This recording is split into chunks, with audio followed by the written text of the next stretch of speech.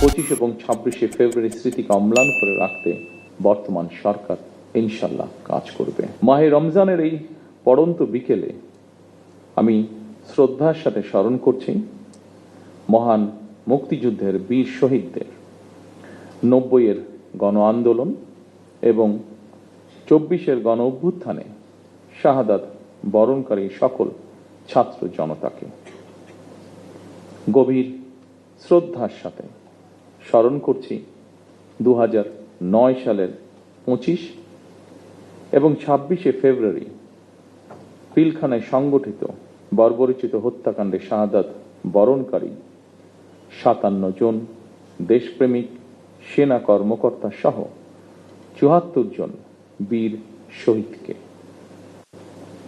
আমি তাদের আত্মার মাগফিরাত কামনা করছি এবং শোক সন্তপ্ত পরিবার বর্গের সদস্যদের প্রতি জানাই গভীর সমবেদনা। আজ 25শে ফেব্রুয়ারি জাতির ইতিহাসে এক রক্তাক্ত এবং বেদনা বিধুর দিন। এ দিনটি এলে প্রকৃতি যেন আবার স্মৃতি ও শোকের ভারে নীরব হয়ে যায়। বাতাসে ভেসে আসে সেই বিভীষিকাময় মুহূর্তের আর্তনাদ। আমাদের হৃদয় গভীর বেদনায় ভারাক্রান্ত হয়ে ওঠে। 2009 সালের 25 এবং 26শে ফেব্রুয়ারি নির্মম ঘটনা আমাদের জাতীয় জীবনে এক গভীর ক্ষত সৃষ্টি করেছে, যার বেদনা সময় পেরিয়ে আজও বহমান।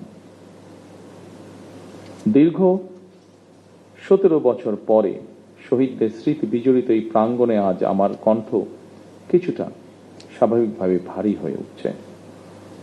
আমি কেবল একজন জনপ্রতিনিধি হিসাবে নয়, একজন সেনা পরিবারের সদস্য হিসাবে, একজন সহযোদ্ধার সন্তানের মতন আপনাদের সামনে, আপনাদের সাথে আজকে উপস্থিত হয়েছে। 2009 সালে সেই বিভীষিকাময় ঘটনায় 57 জন মেধাবী ও দেশপ্রেমিক সেনা কর্মকর্তা সহ মোট 74টি প্রাণ ঝরে গিয়েছিল। প্রতিটি নাম একটি পরিবারের আলো নিভে যাবার গল্প, প্রিয়জন হারানোর বেদনা বিধুর অধ্যায়, একটি সন্তানের পিতৃহীন হওয়ার ইতিহাস, একটি স্বপ্নের অসমাপ্ত মহাকাব্য।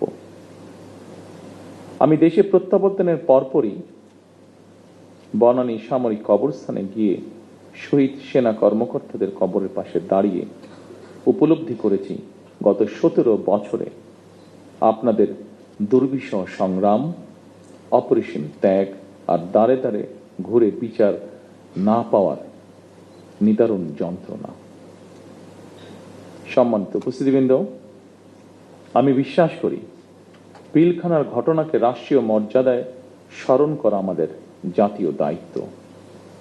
25 ও 26শে ফেব্রুয়ারি ঘটনাকে ইতিহাসে রাষ্ট্রীয় মর্যাদা না দিলে ভবিষ্যৎ প্রজন্ম আমাদেরকে হয়তো ক্ষমা করবে না। তাই সেনাবাহিনীও আপনাদের সঙ্গে আলোচনা করে 25 এবং 26শে ফেব্রুয়ারি স্মৃতিকে অম্লান করে রাখতে বর্তমান সরকার ইনশাল্লাহ কাজ করবে।